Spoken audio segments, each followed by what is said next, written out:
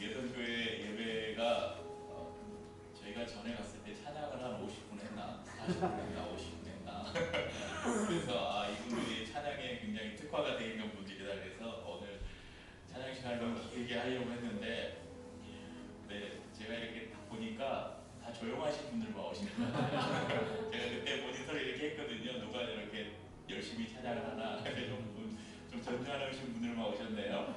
네. 하나님이 거룩하시지만 그 거룩하신 하나님 앞에서의 우리의 반응은 그 거룩이라는 저희 성도님들하고도 자주 나누는데 거룩이라는 게 이렇게 거룩이 아니잖아요. 우리에게 거룩의 모습을 가장 잘 드러내 보여주는 인물을 한 사람 찾아보자면 아마 다윗이 아닐까 싶습니다. 다윗이 얼마나 하나님과 친밀한 관계를 유지하고 있었습니까? 그런 다윗이 하나님의 법궤가 예루살렘에 들어올 때 그가 그 예배했던 그 반응들이 정말 하나님 앞에서 성도의 거룩한 예배의 모습이 어떤 것인가를 우리에게 보여주죠. 그래서 그 다윗을 향해서 이렇게 비웃는 누구죠? 사울의 딸 미가를 향해서 그렇게 이야기했잖아요. 내가 이것보다 더 천박해진다는 소리를 들어도 나는 하나님 앞에서 이 춤을 추는 것을 멈출 수 없다. 이런 고백을 했잖아요. 제가 지금 부를 찬양이 그런 찬양입니다. 우리 제목으로는 나의 왕 앞에서라고 되어 있는데 영어 제목이 undignified라고 이게 찾아보니까요 천박한 그런 뜻이에요. 나는 이것보다 더 천박해진다고 할지라도 내가 하나님을 찬양한다라면 사람들이 비웃고 욕을 해도 나는 이 기쁨과 즐거움을 나는 멈출 수가 없다. 이런 고백이죠.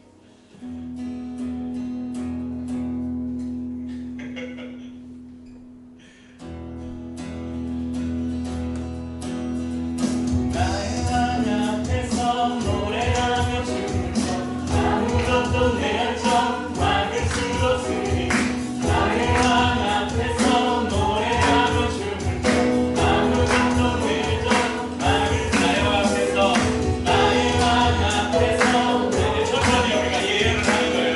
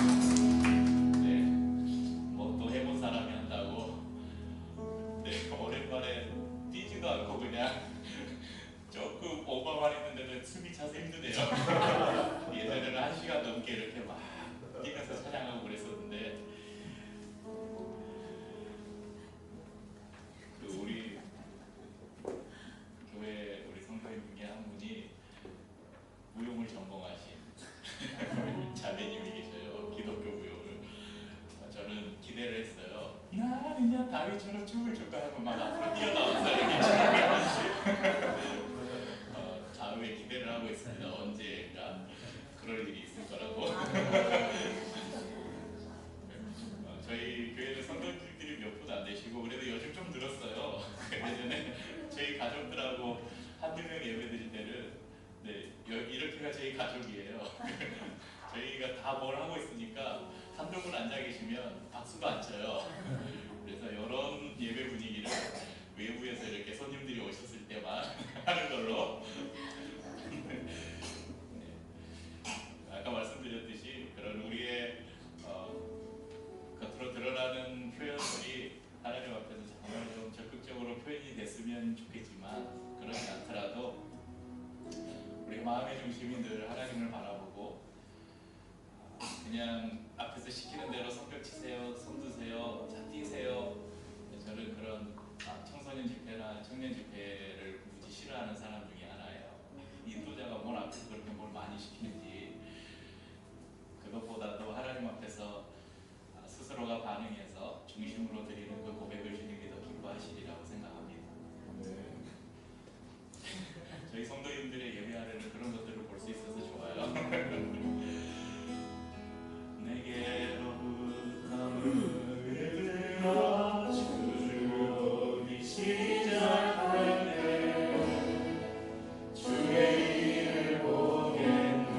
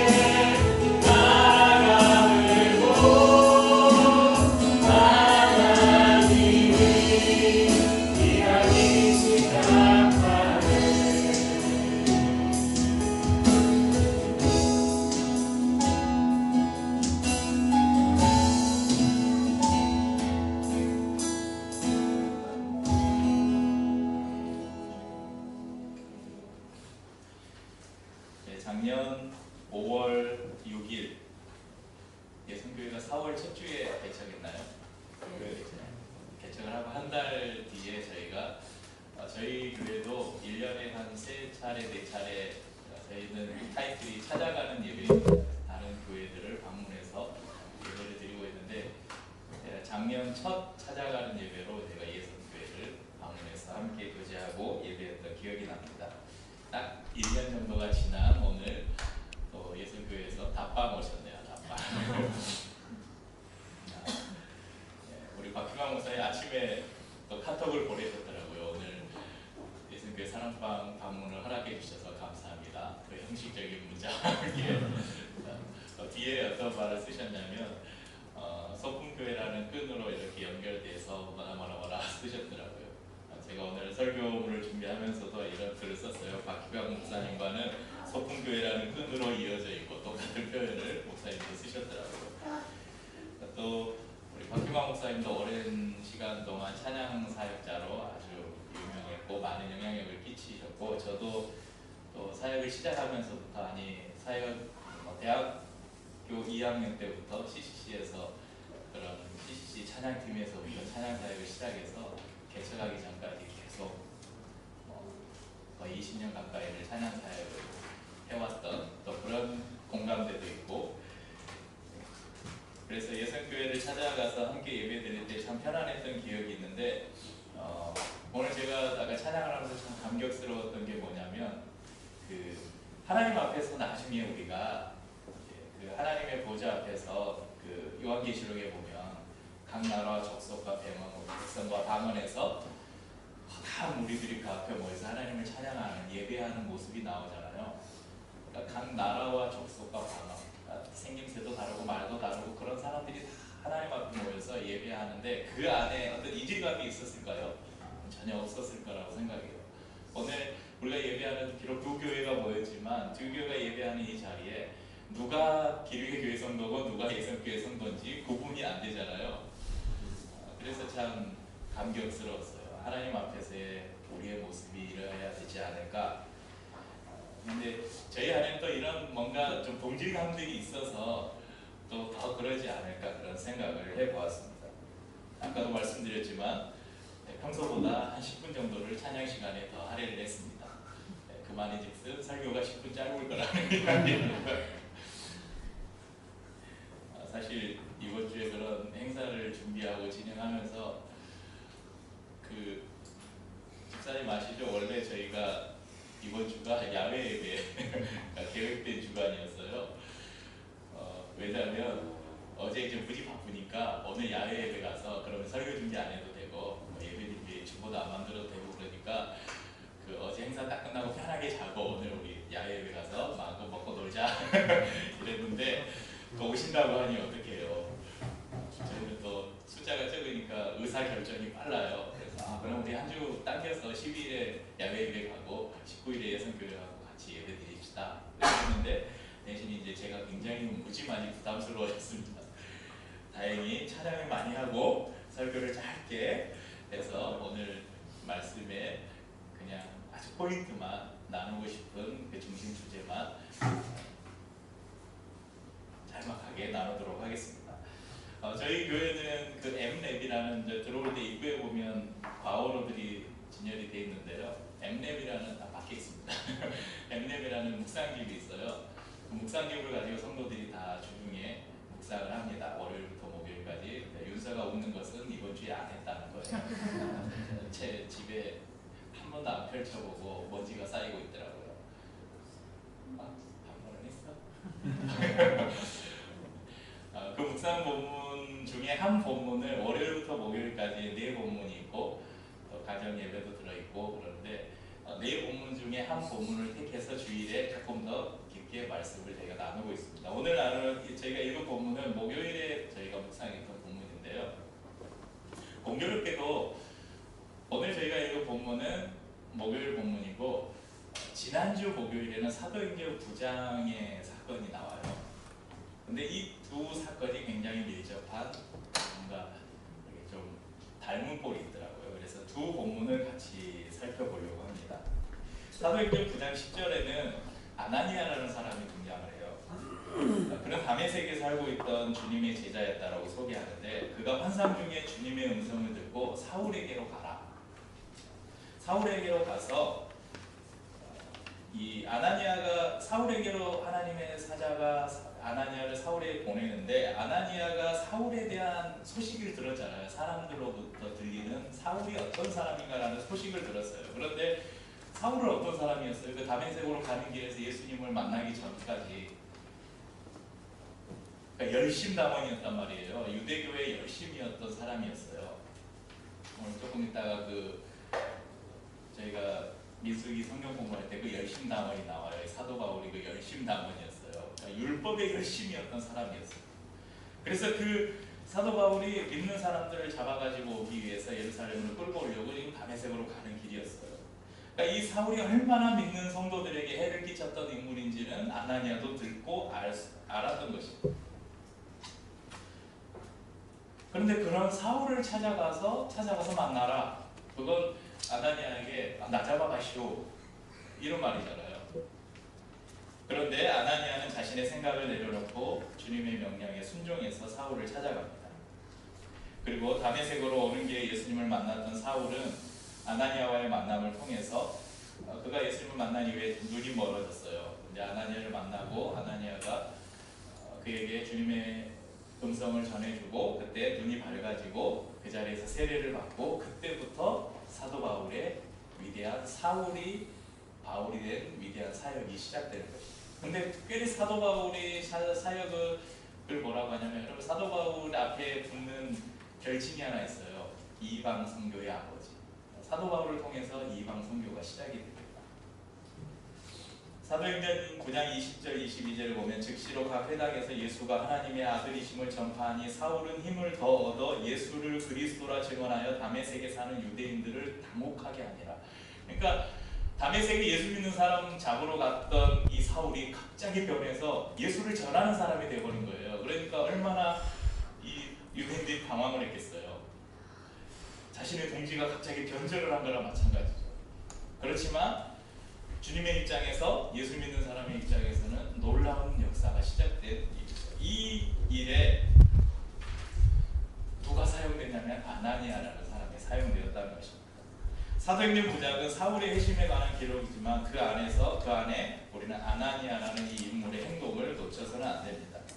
사울을 부르시고 이방인에게 복음을 전하는 사명을 주신 주님의 역사는 아나니아가 아니라도 변함이 없었겠지만, 그 안에 아나니아라는 한 제자의 순종이 있었음을 우리는 기억해야 합니다. 아나니아가 사람들로부터 들은 소식이 있잖아요. 사울이 어떤 인물인지. 그런 선입견을 가지고 나는 갈 수 없어. 내가 사울에게 갔다가 어떤 봉변을 당할지 몰라. 그래서 사도 바울에게 찾아가지 않았더라면 어떤 일이 있었을까? 하지만 아나니아는 자신의 생각을 내려놓고 주님의 명령에 순종했다는 것입니다. 그를 통해서 이방 선교의 문을 연 위대한 사도 바울을 일으켜 세운 것이죠. 오늘 다시 본문으로 돌아보면, 그러니까 아나니아와 사울의 환상이 이렇게 딱 만나서 놀라운 역사가 일어나요. 오늘 본문에 보면 고넬료라는 사람과 이 베드로의 환상을 통해서 또 아주 놀라운 일이 하나 일어납니다. 그러니까 아나니아는 믿는 사람이고 사울은 믿지 않는 사람인데, 아나니아를 보내서 사울이 믿는 사람이 돼요. 오늘은요, 고넬료는 이방인이고 베드로는 예수님의 제자잖아요. 근데 고넬료가 베드로를 초청해가지고 또 그 안에서 놀라운 구원의 역사들이 일어나는 것을 볼 수 있습니다. 고넬료는 가이사랴에 있는 이달리아 부대의 백부장으로 소개됩니다. 이 지중해 연안에 위치한 가이사랴는, 지도 한번 보시겠어요? 로마에게 굉장히 중요한 전략적인 요충지였습니다. 저 위에가 가이사랴가 있고 한 50km 밑에 떨어진 곳에 요빠라는 곳이 있는데요. 그러니까 가이사랴에 지금 고넬료가 살고 있고 베드로는 지금 요빠라는 지역에 있었어요. 이 가이사랴라는 전략적인 요충지, 그곳에 주둔한 부대. 그러니까 이 가이사랴는 또 로마가 유대를 지배할 때 그 식민지의 수도였어요. 저기가 가이사랴. 그러니까 총독이 머물기도 하고, 그래서 굉장히 중요한 지역인데, 그곳에 백부장, 그러니까 백부장이라고 하면 100명 정도를 거느리는, 요즘으로 말하면 한 중대장 정도 되겠죠. 한 중이나 대위 정도 다. 그런데 뭐 요즘의 군대 체계보다 이 로마 당시에 로마가 얼마나 크고 강성한 나라였어요. 그 나라가 다른 점령지에서 또 점령지 가운데 가장 중요한 지역 안에 있는 군대의 백부장이다. 그러면 이 사람은 굉장히 신임을 받는 장교였음을 알 수 있죠. 그런데 오늘 본문에서는 그가 단순히 로마의 유능한 장교로서 뿐만 아니라 그런 경건했다. 그리고 온 집안이 하나님을 경외했다. 그리고 백성을 구제했다. 그리고 기도하는 사람이었다고 소개합니다. 어느 날 제9시쯤에 오늘날의 시간으로 보면 오후 한 3시쯤 기도하는데 환상을 봅니다. 환상 중에 주의 사자가 요바에 가면 베드로라는 사람이 있는데 그 베드로라고 하는 시몬을 청해라. 그런 명령을 듣고 자기가 믿을 수 있는 하인과 부하를 뽑아서 요바로 보냅니다. 가이사랴에서 남쪽으로 50km 떨어진 그 요바에 이 고넬료가 보낸 일행들이 도착할 때쯤에 베드로도 환상을 봐요. 이 베드로가 기도하기 위해 지붕으로 올라갔는데 아마 정오쯤 됐으니까 배가 많이 고팠던 것 같아요. 그래서 사람들에게 식사를 준비해 달라고 하고 음식을 준비하는 동안에 기도하러 올라가서 환상을 보게 됩니다. 아마 이 환상도 주님이 베드로가 배가 고팠기 때문에 이런 환상을 보여주지 않았을까 싶어요. 그러니까 보자기가 내려오는데 그 보자기 안에 여러 가지 먹을 게 담겨 있는 거예요. 근데 딱 보니까 그 안에 뭐 4발가진 짐승과 기는 것과 나는 것들이 막 있어요.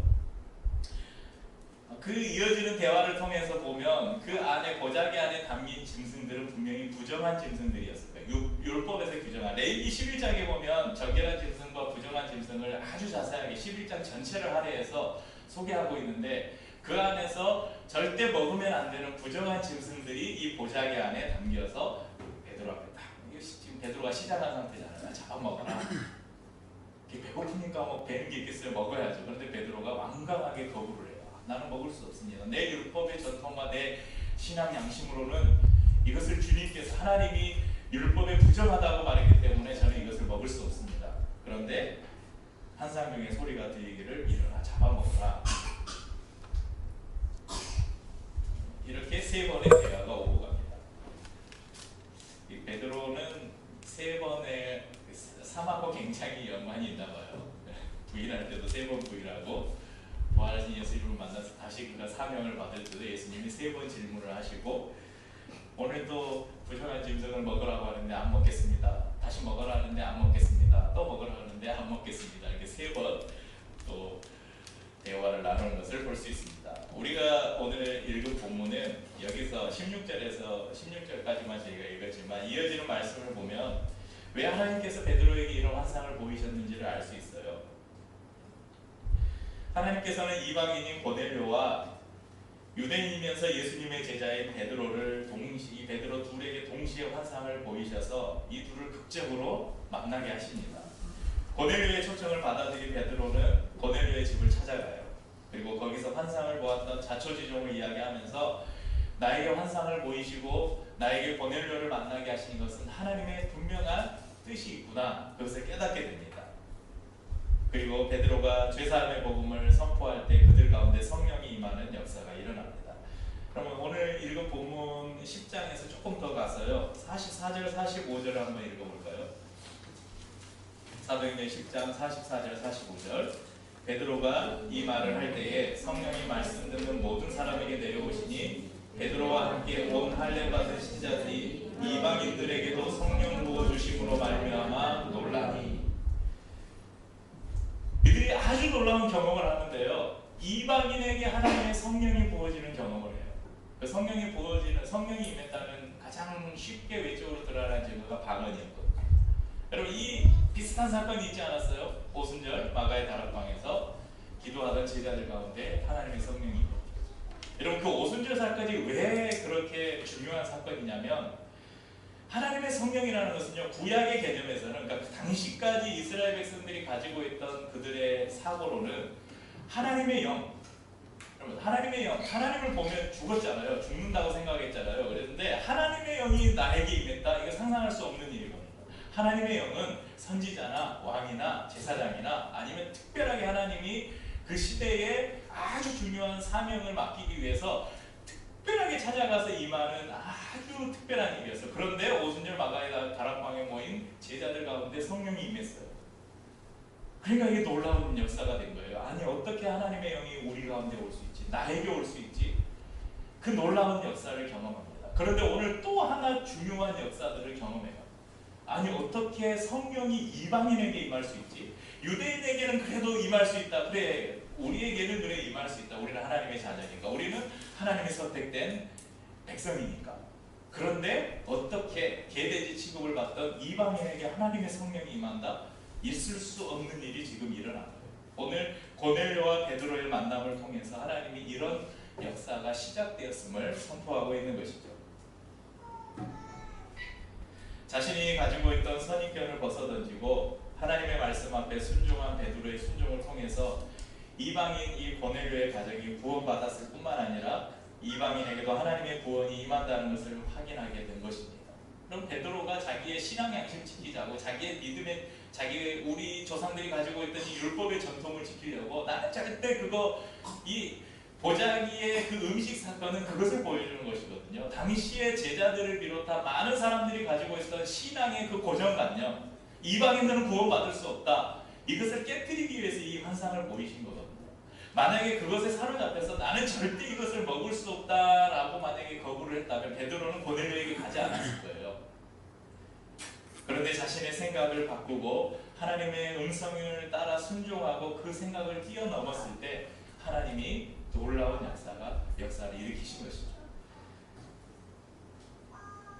여러분 우리가 오늘 예수 믿고 이 자리에 모여있는 것은 어쩌면 이 사건이 일어났기 때문에 가능한 거예요. 이방인에게 성령이 임한 사건, 베드로가 사도 바울이 예수님을 만나고 이방 성계의 문을 연 사건, 그 사건을 통해서 이 먼 한반도에까지 복음이 들어와서 우리가 지금 예수를 믿고 있는 것이죠.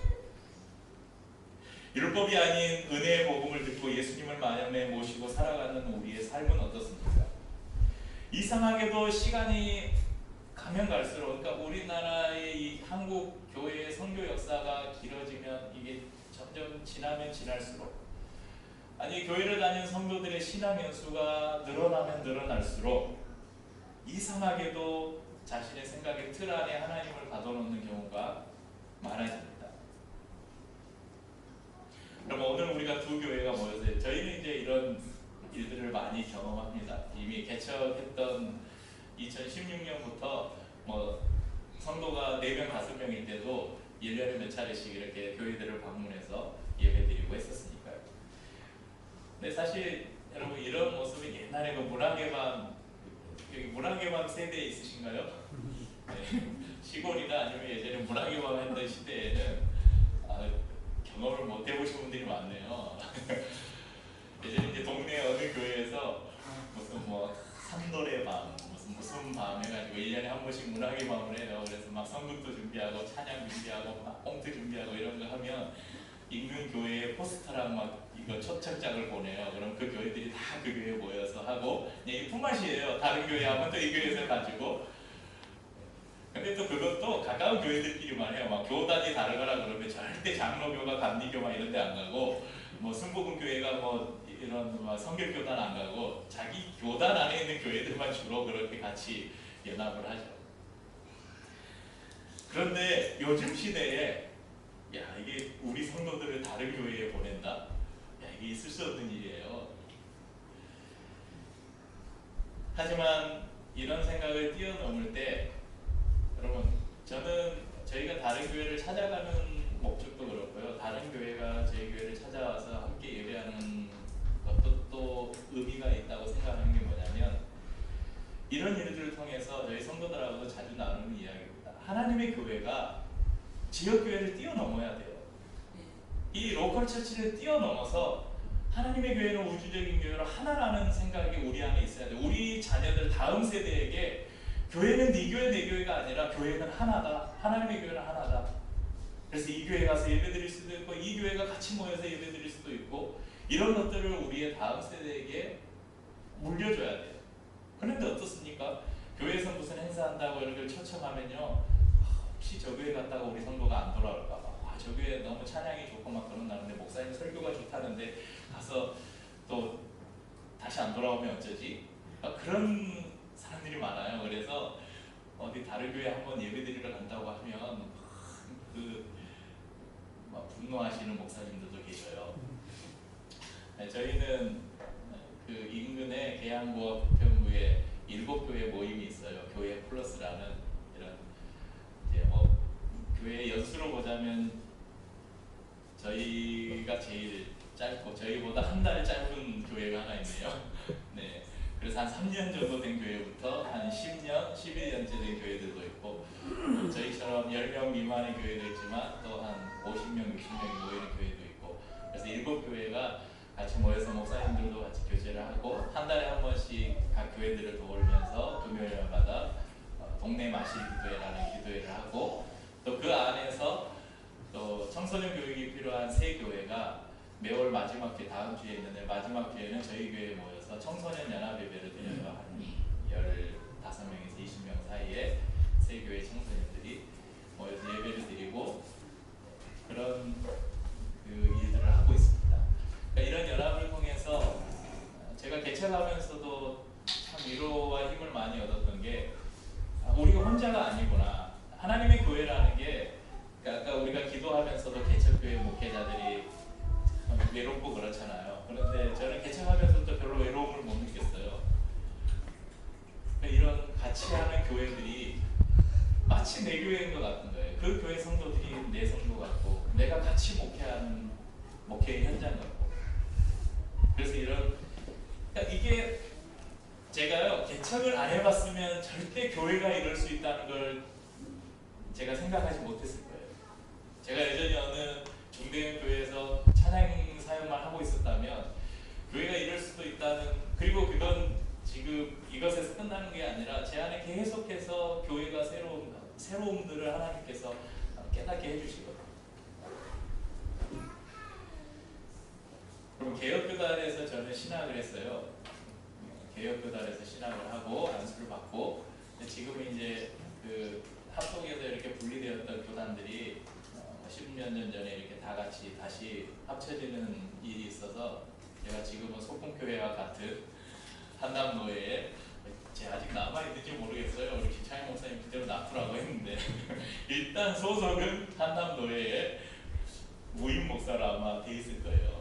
합동교단인데 여러분 개혁교단도 제가 졸업한 개혁교단이나 합동교단은 뭐 다 결이 비슷해요. 같이 원래 같은 데 있다가 떨어져 나온 데니까 합동교단은 아직도 여자 목사가 없어요.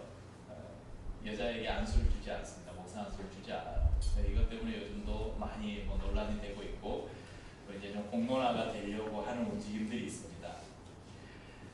저도 보수적인 교단에서 신학을 공부하고 사역을 오랫동안 했기 때문에 여자 목사 하면 뭔가 꺼려지는 그래서 여자들은 교회 앞에서 서면 안 돼 막 그런 생각들이 어느 순간 제 머릿속에 있었다는 것이죠. 근데 이렇게 이제 개척을 하고 또 주위에 여자 목사님들 저한테 드럼을 배운 여자 목사님들 계셨고 또 저희 목회자들 모임 가운데 다른 또 가깝게 교제했던 여자 목사님도 계시고 목사님들하고 이렇게 교제를 나눠보니까 참 우리의 생각이 얼마나 편협했는가. 그러니까 성경에 여자는 뭐 사람들 앞에서 공중 앞에서 말을 하면 안 되고 여자는 조신하게 지내야 되고 막 이런 성경에 몇 가지 그런 구절들을 가지고 와서 여자들은 목사를 안수를 주면 안 된다 이런 것들을 만들어낸 거잖아요. 그렇게 따지면 디도서 1장 5절 9절 보니까 내가 너를 그래 대에 남겨둔 이유는 남은 일을 정리하고 내가 명한 대로 각 성의 장로들을 세우게 하려 함이니 책망할 것이었고 장로는 어떤 사람으로 세워야 되냐 책망할 것이었고 한 아내의 남편이며 방탕하다는 비난을 받거나 불순종하는 일이 없는 믿는 자녀를 둔 자라야 할지니라. 요즘에 장로님들 자식들 중에 말썽꾸러기들이 얼마나 많아요. 그런 사람들은 다 장로하면 안 돼요. 감독은 목사나 마찬가지예요. 감독은 하나님의 청지기로서 책망할 것이었고 제 고집대로 하지 아니하며 고집세 목사님들 얼마나 많은데 극히 분내지 아니하며 술을 즐기지 아니하며 구타하지 아니하며 더러운 이득을 탐하지 아니하며 오직 나그네를 대접하며 선행을 좋아하며 신중하며 의로우며 거룩하며 절제하며 믿분 말씀의 가르침을 그대로 지켜야 하리니 여러분 이런 기준에 해당되는 목회자들이 몇 명이나 있을까요? 그러니까 성경의 기준으로 하자면 남자고 보고 가네 목사 될 사람이 아무도 없어요. 그런데 성경의 몇 구절 가지고 여자 목사는 안 돼. 그러니까 이런 것들이 얼마나 우리가 가지고 있는 생각의 틀을 딱 만들어 놓고 그것을 뛰어넘지 못함으로 말미암아서 교회 안에 남녀의 편을 가르고 요즘에 그런 뭐 여러 가지 성차별이나 이런 문제들이 생기잖아요. 이런 것들을 교회들이 뛰어넘지 못하고 있다는 것이죠. 내 생각을 내려놓고 말씀하시는 하나님의 음성에 귀를 기울여 그분이 주시는 놀라운 풍요함들을 누리시기를 여러분 축복합니다. 생각을 뛰어넘지 않으면 새로운 것을 경험할 수 없습니다. 그래서 그리스도인들의 삶은 모범이에요. 믿음의 모범. 이스라엘 백성들이 요단강을 건널 때 요단강 안에 발을 딛지 않았다면 요단강이 갈라지는 기적을 경험할 수 있었을까요? 그 여리고성을 매일 7바퀴씩 돌고 매일 한 바퀴씩 돌고 마지막에 7바퀴를 아무 말도 안 하고 돌면서 이래가지고 뭔 일이 일어날까 하면서 그냥 포기해버렸다면 여리고성이 무너지는 일이 일어났을까요? 그러니까 우리의 생각에는 이거는 내 생각과 상식에 맞지 않고 내 경험과 지식으로는 도저히 받아들일 수 없는 일들을 하나님께서는 때로 우리에게 말씀하셔요. 그러니까 그것에 순종하면 믿음의 역사를 경험하게 되는데 왜 많은 교회를 다니는 그리스도인들이 하나님이 계시냐? 믿는데 하나님을 믿는 지가 내가 몇 년이 됐는데 내 삶에는 너무 그런 간질거리들이 없어. 왜 그런지 아세요? 믿음의 모험을 안 해보거든요. 어느 순간 하나님이 말씀하시면 직장도 한번 던져보고 네. 또 막 한 1년씩 저기 해외 선교도 갔다 오고 그냥 단적인 예를 말씀드리는데 이런 큰 거 말고요. 우리의 삶에서 크고 작은 많은 일들 가운데 하나님 우리에게 말씀하시는 많은 것들이 있어요. 그것을 그냥 우리가 무시하고 내 생각으로 그냥 딱 잘라버리고 그럴 때 우리는 어떤 신앙의 놀라운 역사들을 경험할 수 없다는 것이죠. 그렇지만 우리의 생각을 뛰어넘을 때 오늘 베드로가 고넬료의 집안을 구원하고 이방인의 그 놀라운 이방인들 가운데 성령이 임하는 사건을 경험했고요.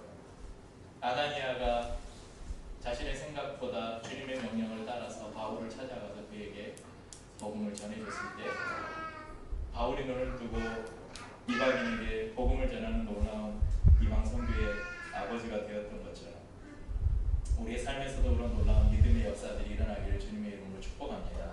또한 우리 특별히 한국교회가 전통과 형식에 얽매여서 새롭게 변화되지 못하고 썩어져가는 부순만을 쫓아가는 그런 교회가 아니라 늘 성령의 새롭게 하심을 따라서 교회들이 변화되고 새롭게 되어지는 일들을 위해서 저희가 또 기도하는 일을 쉬지 않기를 축복합니다.